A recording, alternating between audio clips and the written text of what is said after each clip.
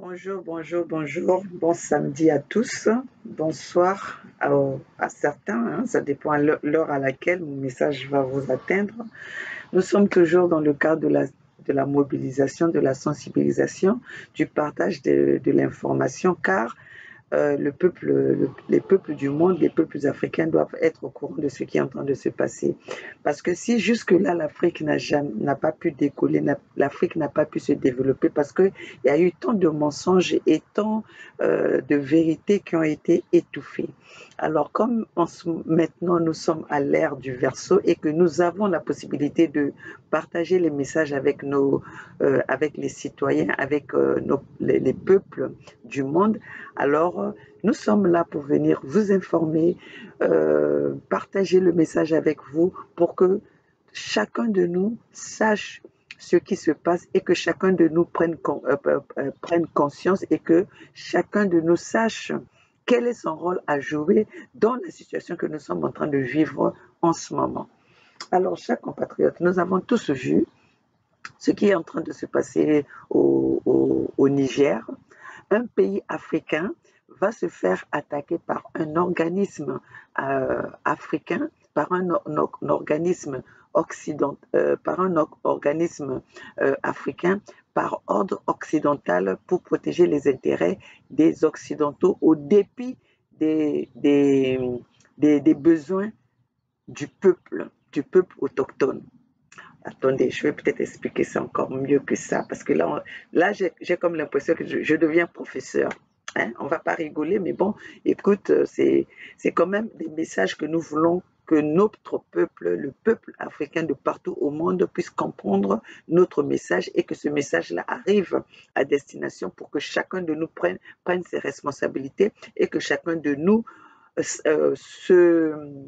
se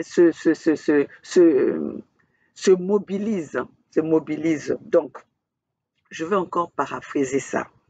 Un pays africain va se faire attaquer par un organisme africain par ordre occidental pour protéger les intérêts occidentaux au dépit des besoins du peuple. Non, est-ce que c'est comme ça que je voulais le dire? Je vais encore le répéter.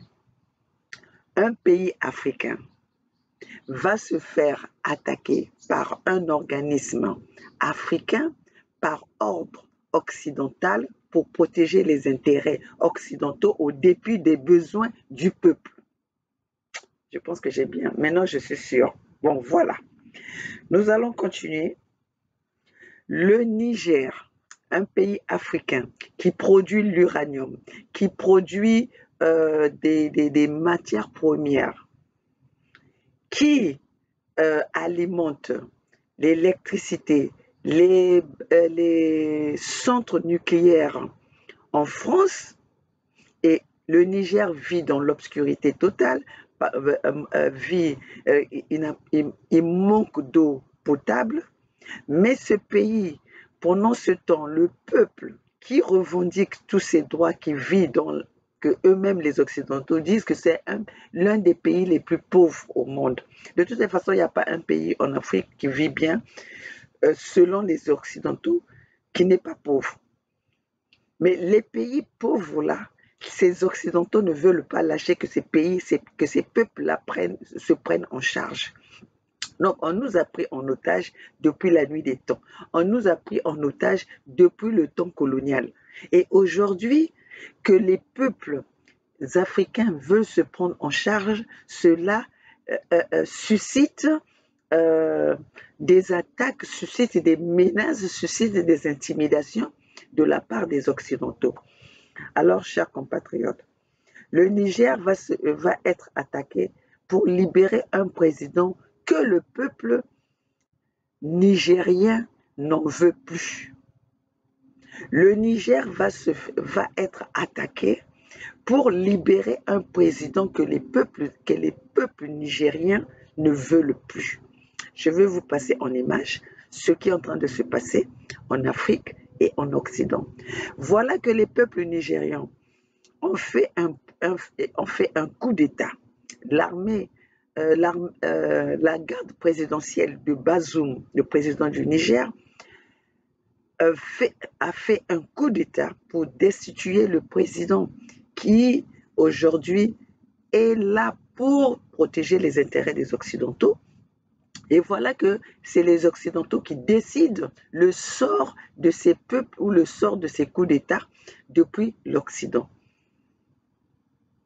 Comme si aujourd'hui, les Occidentaux, soit l'Amérique, soit la France, soit la Belgique, soit l'Australie, soit l'Angleterre, les peuples de ces pays prennent une décision de vouloir destituer leur président, mais voilà, les Africains vont, vont, se mobiliser, vont donner l'ordre de vont, je vais dire ça comment, vont demander à ce peuple, vont s'ingérer à la demande de ces peuples autochtones. Est-ce que cela fait vraiment du sens?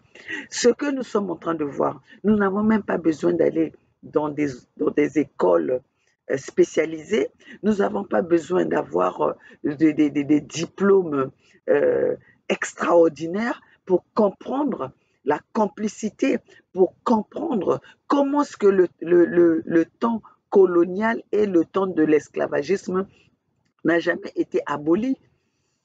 Que cela nous fait comprendre que l'Afrique n'a jamais pris son indépendance, puisque les ordres de notre avenir, les ordres de notre émancipation doivent venir des Occidentaux. C'est les Occidentaux qui doivent décider le sort des Africains. Si cela est vraiment nécessaire, comme ils le disent, si cela est vraiment nécessaire pour les intérêts des Africains, mais comme il y a eu autant de putsch, il y a eu autant de coups d'État dans le continent africain, que ce soit les coups d'État institutionnels ou les coups d'État militaires. Mais quand ça se passe comme ça dépend de la tête du client. En fait, quand les coups d'État maintenant, le coup d'État selon les Occidentaux, ça dépend à la tête du client. Quand un coup d'État est pour protéger leurs intérêts, ce coup d'État est légitime. Parce que nous avons tant d'exemples. Nous avons tant d'exemples. Denis Sassou Nguesso, qui est le président du Congo-Brazzaville, qui est là depuis 40 ans, qui est venu au pouvoir 2 fois, en 1979 et en 1997, par un coup d'État qui a été protégé, qui a été soutenu par les Occidentaux, par la France, par Jacques Chirac. Jacques Chirac, Denis Sassou Nguesso a préparé son coup d'État de 1997 pour destituer un président élu du peuple, Pascal Lissouba, par les armes qui ont été fournies par les Français. Mais jusqu'aujourd'hui, Denis Sassou Nguesso continue à faire des coups d'État constitutionnels, changer de la constitution quand il veut. Et là, dernièrement, il vient d'assassiner un président, un candidat aux élections présidentielles. Mais la France a donné l'ordre à Denis Sassou Nguesso d'empoisonner ce président. Et que ce président a trouvé la mort pendant les élections présidentielles. Et la constitution du Congo, qui est bâtie selon les besoins, selon les mesures de Denis Sassou Nguesso, parce que cette constitution cette constitution est établie selon les besoins de Denis Sassou Nguesso. Mais même ça n'a pas été respecté, parce que cette constitution dit même, ça a été même prononcé par Denis Sassou Nguesso lui-même, que si un candidat venait de mourir ou être empêché pendant les élections présidentielles, là, les élections doivent être annulées ou doivent être reportées. Mais nous venons de vivre que pendant les élections présidentielles de 2021, le candidat Guy Parfait Kolela a été assassiné au vu de tout le monde, a été empoisonné au vu de tout le monde. Denis Sassou Nguesso n'a pas annulé ni reporté les élections. Il a proclamé, il s'est proclamé gagnant pendant que l'autre candidat en face était décédé. Et ça s'est fait devant la France, devant ceux qui nous font des leçons de morale. Et ce candidat a été enterré sous les terres, sur le territoire français. Guy Parfait Kolela, les funérailles de Guy Parfait Kolela ont été faits à la va-vite, en absence de sa famille, en absence de ses enfants. La France n'a pas pu donner l'autopsie, n'a pas pu fournir l'autopsie de la mort de ce candidat que Denis Sassou Nguesso a empoisonné. Denis Sassou Nguesso a massacré, le criminel Denis Sassou Nguesso massacre les peuples Congo. Ils le disent haut et fort. Ils ont massacré dans le Poul, le ciel n'est pas tombé. Et ça, c'est les paroles, c'est des phrases prononcées par le conseiller direct de Denis Sassou Nguesso. Mais ce même conseiller fait des allers-retours en France et même honoré, décoré par la légende française. Chers compatriotes, à qui se moque-t-on? Donc là, la démocratie occidentale en Afrique dépend à la tête du client. Si cette tête-là va défendre les intérêts des Occidentaux, ben, il peut commettre des crimes comme il veut, il peut commettre des massacres comme il veut, il sera impuni. Nous demandons à ces Occidentaux, pourquoi veulent-ils aller attaquer le Niger alors que un président est là pour son peuple et que le peuple nigérien n'en veut pas? Pourquoi veulent-ils aller attaquer ce pays? Et de surcroît, un organisme africain qui est censé être là pour plaider, pour protéger les intérêts des Africains, mais c'est cet organisme que les Occidentaux, d'ailleurs les organismes africains ne sont pas là pour les Africains, parce qu'ils sont totalement absents quand il y a des problèmes pour les Africains, contre les Africains, ils sont totalement absents. Sinon, aujourd'hui, pourquoi ces organismes africains sont totalement absents à la situation de l'Est de la RDC? 20 ans que l'Est de la RDC est destitué. L'Est de la RDC est en insécurité. Ces présidents aujourd'hui qui veulent aller attaquer le Niger, mais ne se sont jamais prononcés pour aller établir de l'ordre à l'Est de la RDC. Alors nous allons tous constater qui sont ceux qui déstabilisent le monde. Cela n'est plus c'est plus un jeu de cache-cache. Ils le font au vu de tout le monde et au su de tout le monde. Alors c'est à nous maintenant, les peuples africains, de prendre notre destin en main, de prendre nos responsabilités en main pour protéger nos intérêts aussi. Pour protéger nos intérêts. Nous sommes sur notre territoire, nous sommes sur notre continent, nous sommes chez nous. C'est à nous de prendre notre responsabilité. Alors c'est pour ça que nous appelons tous les Africains. On ne peut plus être là à applaudir nos ennemis. Autrefois, nous les avons ouvert les portes, croyant qu'ils étaient avec nous, croyant qu'ils étaient pour nous pouvons faire chemin ensemble. Mais nous avons vu que nous avons ouvert, on a été assis, on était à côté des gens qui nous détestent. On était à côté de nos criminels, de nos assassins. Nous avons fait chemin ensemble avec les assassins. Nous, les Africains, on était là pour la bonne cause, pour la bonne entente. alors que les autres étaient venus avec des projets machiavéliques. Alors, chers compatriotes, je vais vous passer les images parce qu'aujourd'hui, nous partons avec les images. Et en même temps, nous allons dire que ce n'est pas tous les Occidentaux, ce n'est pas le peuple occidental qui veut le mal des Africains, mais c'est plutôt leur gouvernement par le mensonge, parce qu'ils mentent à leur peuple. Ils ne disent pas la vérité à leur peuple. Nous pouvons voir ici, même aux États-Unis, personne ne sait même pourquoi la vraie raison pourquoi les Américains sont en Ukraine. Même en France, personne ne connaît pourquoi les Européens se sont embarqués à aller attaquer la Russie. Mais cela a commencé depuis longtemps. Hein? Ils ont commencé, ils ne veulent pas, ces Occidentaux ne veulent pas voir les autres pays profiter de leurs richesses, de leur sous-sol, de leurs ressources naturelles. Ils ne veulent pas voir ça. C'est pour ça qu'ils sont obligés de détruire, de déstabiliser, mettre en insécurité ces pays pour qu'ils aient la possibilité, pour qu'ils soient tranquilles à piller les richesses de ce pays.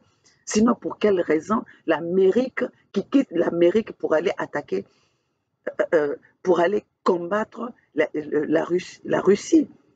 Mais tout ça là, parce que ce sont les intérêts de Joe Biden.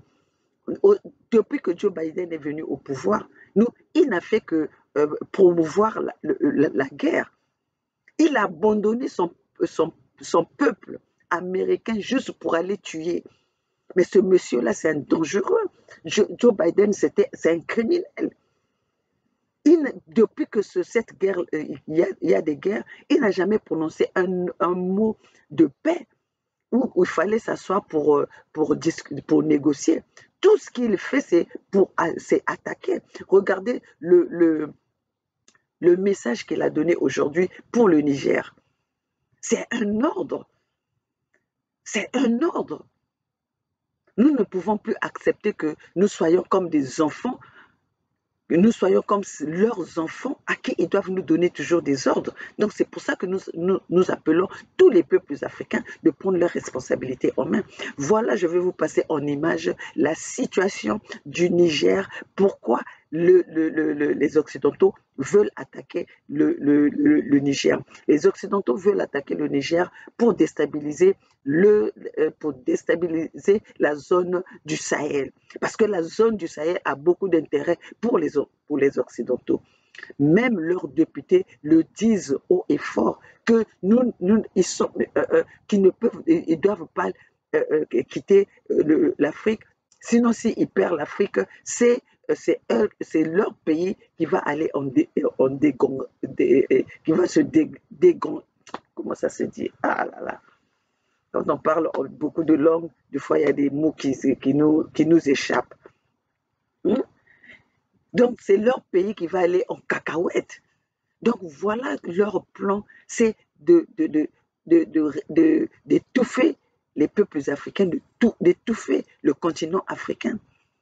Et là maintenant, ils ne le font plus en cachette. Ils ont divisé nos pays depuis 1885, depuis la conférence de Berlin. Ils ont fait une conférence pour diviser les peuples Congo. Ils ont fait une conférence de Berlin pour diviser les peuples africains, pour diviser les territoires africains. Et tout ça là, c'était en absence des Africains. Nous allons passer en image par leurs propres témoignages. Écoutez.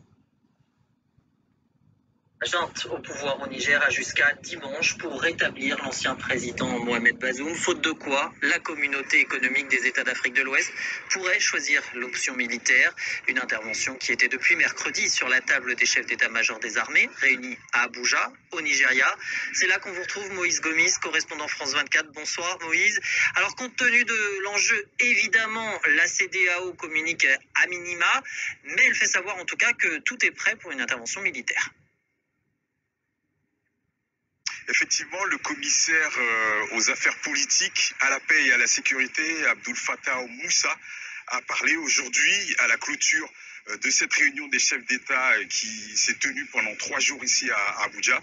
Il a expliqué que la CEDEAO était prête, que les moyens nécessaires, que la date, que les moyens qui vont être mis en place, tout ça a été déterminé, mais bien évidemment, la CEDEAO ne peut pas communiquer sur une éventuelle intervention militaire au Niger, qui, on le rappelle, serait la dernière option. Une situation un peu, une énigme à plusieurs inconnus, parce que c'est une situation jamais vue jusque-là, la CEDEAO qui pourrait attaquer un pays membre de la CEDEAO, c'est du jamais vu. Alors racontez-nous justement, Moïse, l'atmosphère, le contexte de ces 3 jours de réunion à Abuja. Déjà, cette réunion s'est déroulée à l'état-major de la défense nigériane et non à la CEDEAO. On a voulu éviter toute fuite. Cette réunion s'est tenue exclusivement entre militaires. Ça s'est déroulé dans une ambiance très grave. Tous les 11 pays membres encore actifs étaient présents, donc cela confirme bien que ces 11 pays membres vont contribuer chacun à la mesure de leurs moyens à cette éventuelle intervention militaire au Niger, qui, on le rappelle, sera la dernière option, et jusqu'au bout, la CEDEAO fera en sorte d'aller à la médiation. Donc il y a certainement des médiations secrètes qui se mènent encore, une intervention qui se ferait sous le cadre de la force d'attente qui avait été validée en décembre dernier par la session ordinaire des chefs d'État de la CEDEAO. Donc tout est en place pour une intervention, mais bien évidemment à la CEDEAO, ça sera en dernier recours. Moïse Gomis depuis Abuja pour France 24. Merci beaucoup. Et plusieurs pays ont d'ores et déjà fait savoir qu'ils mobiliseraient leurs soldats en cas d'intervention militaire au Niger. Le Nigeria, le Sénégal ou encore la Côte d'Ivoire. Le Bénin, vendredi, se dit solidaire de la position de la CEDEAO. Emmanuel Sodji est à Cotonou pour France 24.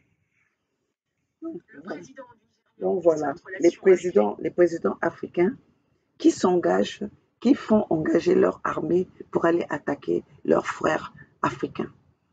Un pays de la CEDEAO va se faire attaquer par l'organisme de la CEDEAO. Allez-y comprendre. Nous allons passer encore de ce que les peuples ne veulent pas.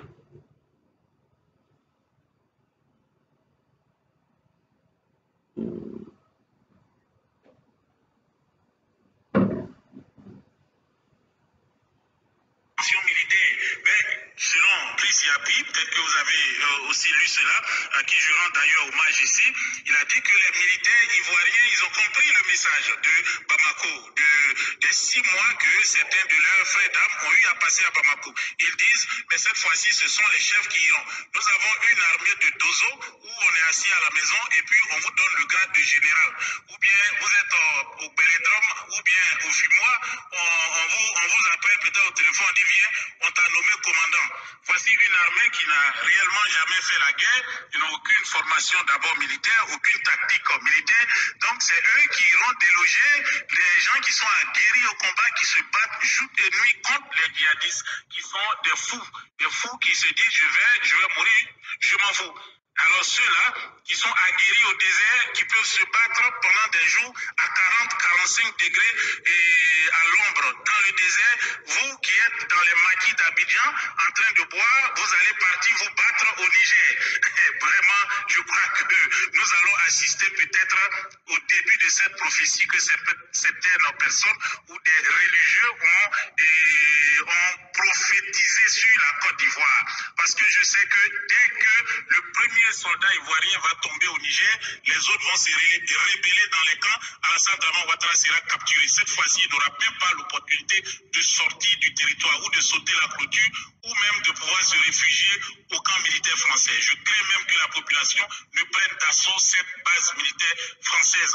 Donc l'armée ivoirienne, les soldats ivoiriens refusent d'aller au combat, d'aller se battre au Niger. Ça, c'est pas possible. D'ailleurs, il y a beaucoup de mercenaires qui sont pour certains d'origine nigérienne, mais même s'ils veulent l'argent, ils vont pas prendre l'argent pour aller tuer leur propre famille. C'est pas possible ça. Donc, chers frères et sœurs, voilà à peu près la situation qui... Vous avez entendu? Les militaires ivoiriens ne veulent pas aller attaquer leurs frères. Mais Ouattara, comme c'est un élément des Occidentaux, un élément, un pion, un mercenaire français, mais qui veut embarquer son peuple pour aller attaquer au Niger. Voilà. Donc, nos présidents, les présidents, les dictateurs africains sont là pour plaider, pour couvrir, pour protéger les intérêts des Occidentaux. Comment est-ce que Ouattara, il est à la première ligne quand il s'agit de protéger les intérêts des Occidentaux? Ouattara et Denis Sassou Nguesso sont les premiers ennemis des Africains. Ce sont des premiers mercenaires au service des Occidentaux en Afrique. C'est eux que les Africains ont placé, les Occidentaux ont placé en Afrique pour détruire l'existence, pour détruire la tranquillité, pour détruire l'émancipation des Africains.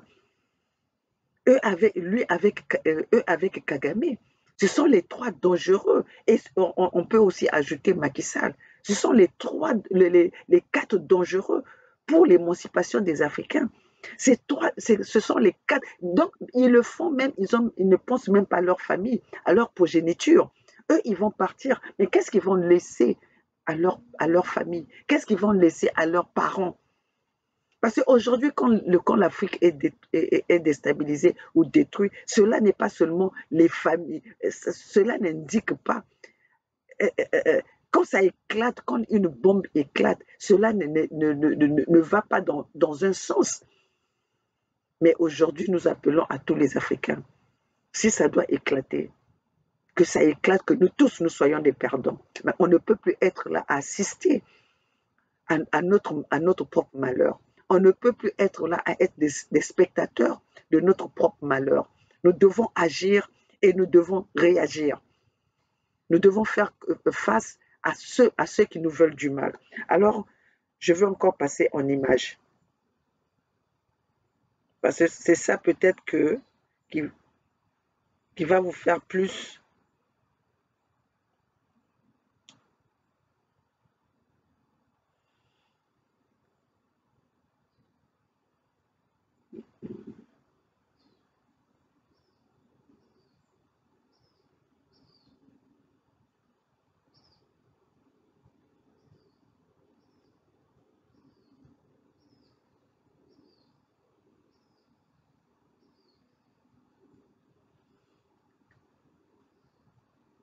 Nous allons encore aller ici. Rappelons ça. Je ne pas quitter le Niger et je suis donc pour le coup dans les 19% des sondés qui pensent que la France doit rester présente militairement non seulement au Niger mais ailleurs en Afrique. Notre retrait nous coûterait très cher à terme. Nous avons besoin de rester très présents sur le continent africain. J'allais dire que c'est la base principale aujourd'hui au Niger de la lutte contre le terrorisme. Mais c'est la seule qu'il nous reste après avoir été chassés d'autres pays. Donc il y a un intérêt stratégique évident pour la France à rester présente. Donc on verra, la situation est évidemment très confuse pour le moment, mais notre intérêt premier, c'est de rester sur place le plus longtemps possible. Évidemment, de protéger nos ressortissants, ils sont 5 à 600. Pour l'instant, pas de rappel des ressortissants. Non, mais écoutez, la situation est un peu ambiguë parce que le président qui a été renversé peut quand même continuer à communiquer avec ses homologues. Oui. Donc on voit bien que la junte n'a pas coupé tous les ponts et qu'elle garde plusieurs fers au feu. En tout cas, nous devons absolument rester ici parce que sinon, c'est la dégringolade complète et nous le paierions cher dans l'avenir. Donc il y a un intérêt national bien compris qui est que la France reste sur la question de la lutte contre le terrorisme en l'occurrence, c'est ça. Mais pas que. Écoutez, moi je veux pas être naïf parce qu'en diplomatie il faut pas être naïf. La France a besoin d'être présente en Afrique, y compris pour ses intérêts économiques. Voilà, c'est pas la peine qu'on se raconte d'histoire parce que Moscou, eux, ne s'en rendent compte pas. Moscou veut absolument assurer une présence parce qu'il y a un intérêt économique. Nous devons avoir la même logique. Et donc, bien sûr que c'est consommateur de temps, d'argent, mais c'est aussi pour nous une manière d'assurer notre indépendance, en tout cas une partie de notre indépendance. En l'occurrence, vous avez parlé de l'uranium tout à l'heure, et ça nous paraît absolument essentiel. Donc, ne soyons pas naïfs, on peut nous accuser de ce qu'on veut. La France a un grand passé en Afrique et elle doit conserver une partie de celui-ci pour l'avenir. Donc, l'indépendance de la France, excusez-moi, l'indépendance de la France dépend de l'Afrique. Pour que la France, donc la France est dépendante, mais ils n'ont jamais reconnu qu'ils dépendent de nous, ils dépendent de l'Afrique. Mais là, voilà, vous voyez pourquoi aujourd'hui, ils sont tous intéressés à aller déstabiliser l'Afrique. Pourquoi ils sont tous intéressés d'aller déstabiliser le Sahel? Parce que leurs intérêts et l'indépendance de la France, de la France dépend des colonies françaises. C'est pour ça que pour eux, Denis Sassou Nguesso peut être le criminel, il peut commettre des crimes qu'il veut, il peut massacrer le peuple, mais du moment où il est là pour protéger les intérêts de la France, tant pis pour les Africains, tant pis pour les Congos qui ne réagissent pas, qui ne se défendent pas. Chers compatriotes, votre ennemi doit savoir que vous êtes là pour les combattre. Mais si nous les Africains, de surcroît les Congos, que nous sommes toujours, nous avons subi depuis le temps colonial. Parce qu'aujourd'hui, les Congos sont ceux qui subissent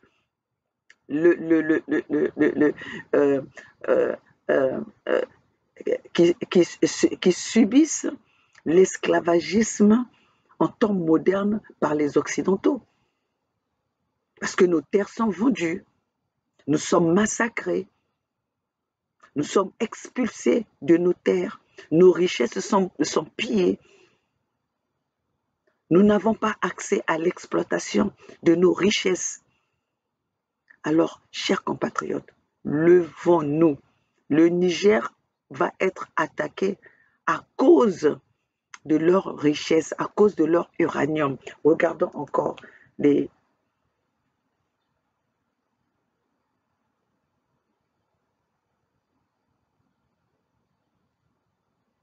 Je vais vous passer ça.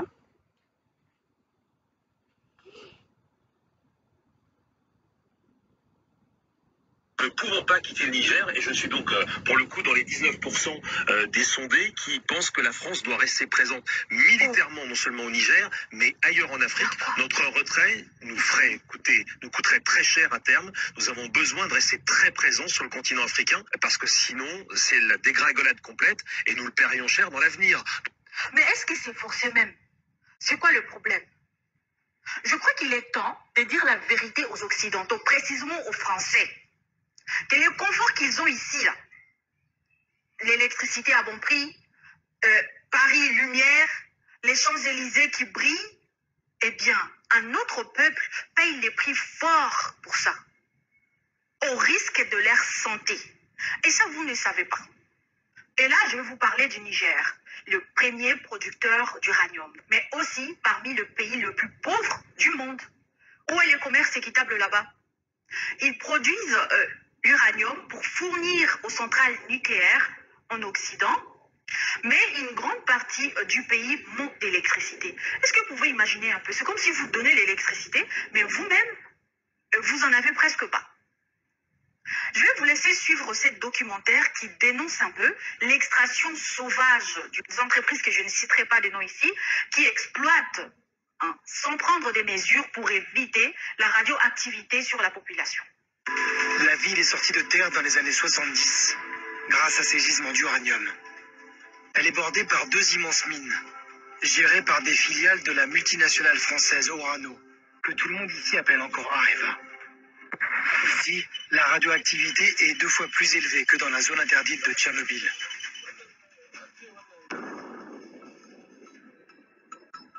Le groupe utilise des explosifs pour accéder à l'uranium. Dans la poussière, les mineurs retournent la terre radioactive pour obtenir cette pâte, appelée le yellow cake, un concentré d'uranium. Orano en produit 2500 tonnes par an au Niger. Cette opération nécessite un lourd procédé chimique et engendre des résidus à perte de vue. De cet uranium, les habitants d'Arlit n'en aperçoivent que le relief. Ces immenses stériles jaunes, des résidus miniers entreposés à l'air libre. Les poussières, portées par le vent du Sahara, s'engouffrent dans la ville, jusqu'à l'intérieur des habitations. Les montagnes du bout de la ville n'ont rien de naturel. Ce sont 35 millions de tonnes de déchets toxiques entreposés à l'air libre. Pour mesurer les potentielles retombées de poussière radioactive sur la population, nous sommes venus avec un matériel spécial, un appareil qui mesure la radioactivité. nous aider à le manipuler Bruno Charéron, ingénieur en physique nucléaire à la CRIRAD, la seule association indépendante française qui travaille sur la radioactivité. Très vite, notre compteur s'emballe. 3000 coups par seconde, soit 30 fois au-dessus de la radioactivité naturelle. Une personne qui resterait ici 1h30 par jour dépasserait largement les doses maximales de radioactivité recommandées par année. Qui parmi vous est malade aujourd'hui?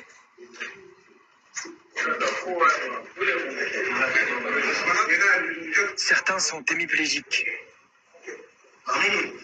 D'autres souffrent de maladies chroniques. Qui estime que c'est à cause d'Areva que vous êtes malade ici?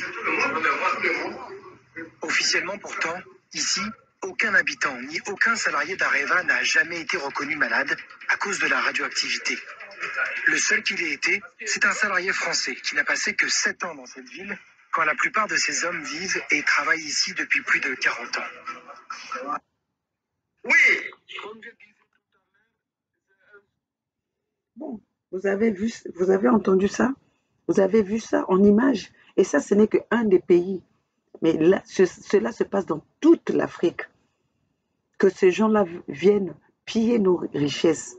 Nous aujourd'hui, même sur les téléphones qui nous permettent aujourd'hui de communiquer, c'est le prix du sang de nos parents, le prix du sang de nos familles. Et nous-mêmes, nous vivons dans la pire des pauvretés. Nous sommes humiliés pour nos propres richesses. Nous sommes humiliés et non considérés. Nous sommes des victimes de nos richesses, de nos ressources naturelles. Et là, ce n'est qu'un pays que je viens de vous montrer. Et toutefois que nous venons devant nos caméras, c'est pour vous montrer, pour vous sensibiliser à quel point ces gens-là viennent piller chez nous, à quel point ces gens-là veulent la disparition de l'Afrique. Ils veulent de l'Afrique sans les Africains.